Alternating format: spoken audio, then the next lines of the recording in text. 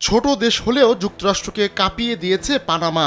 দেশটির হাতে থাকা এক অস্ত্র তাদেরকে যুক্তরাষ্ট্রের চেয়েও শক্তিশালী করে তুলেছে। আর তাই বছরের পর বছর পানামার সামনে হাঁটু গেড়ে বসতে বাধ্য হয়েছে যুক্তরাষ্ট্র। কিন্তু আর না, এবার নড়ে চড়ে বসেছেন মার্কিন প্রেসিডেন্ট নির্বাচনে জয়ী ডোনাল্ড ট্রাম্প। পানামার সামনে মাথা নত করে বাঁচতে চান না তিনি।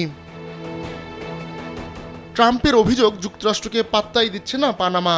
এখন দেশটি যদি যুক্তরাষ্ট্রকে সমীহ না করে তাহলে পানামার বিরুদ্ধে অ্যাকশন নিতে পিছপা হবেন না তিনি।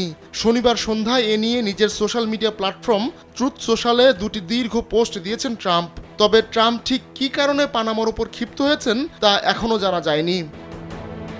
একমাত্র ওয়ালটন এসি দিচ্ছে 1 বছরের রিপ্লেসমেন্ট গ্যারান্টি। মাত্র কয়েক সপ্তাহ আগে পেরুতে নিজেদের একটি মেগা বন্দর উদ্বোধন করেছে চীন। এই অঞ্চলে বেইজিংয়ের উপস্থিতি আরও বাড়ানোর জন্য চীনা প্রেসিডেন্ট শি জিনপিং এমন পদক্ষেপ নিয়েছেন বলে মনে করা হয়। তবে বিশ্লেষকরা বলছেন, পানামা খাল নিয়ে চীনের কোনো পরিকল্পনা নেই। আবার পানামার সদ্য নির্বাচিত প্রেসিডেন্ট হোসে রাউল মুলিনো তার দেশকে যুক্তরাষ্ট্রের আরও কাছাকাছি নিয়ে আসতে চান। কিন্তু এত কিছুর পরও ট্রাম্প এখন বলছেন তার দেশ পুনরায় পানামা খালের নিয়ন্ত্রণ নেবে। খালটির আইনি অবস্থান নিয়ে 1977 সালে করা চুক্তির প্রতি পানামা যদি সম্মান না দেখায় তাহলে যুক্তরাষ্ট্র এমন পদক্ষেপ নেবে বলে হুঁশিয়ার করে দিয়েছেন ট্রাম্প।